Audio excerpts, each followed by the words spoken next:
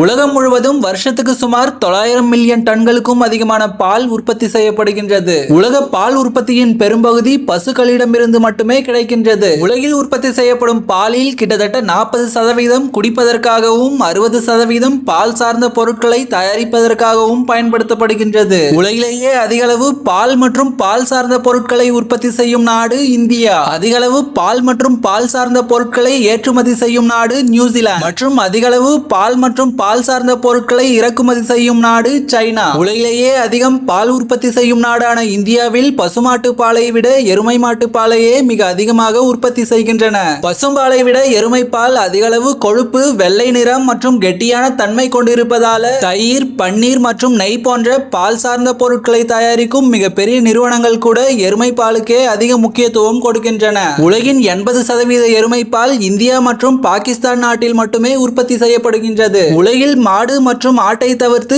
ஒட்டகப்பாலும் மத்திய கிழக்கு நாடுகள் மற்றும் ஆப்பிரிக்காவின் சில குறிப்பிட்ட நாடுகளில் மிக முக்கிய பங்கு வகிக்குதுன்னு சொல்லலாம். மேலும் உலகிலேயே அதிக அளவு ஒட்டகப்பாலை உற்பத்தி செய்யும் நாடு கென்யா. இந்தியாவில் உத்தரப்பிரதேஷ், ராஜஸ்தான் மற்றும் மத்திய பிரதேஷ் ஆகிய மாநிலங்கள் பால் உற்பத்திக்கு புகழ்பெற்ற 3 இந்திய மாநிலங்களாக அறியப்படுகின்றது.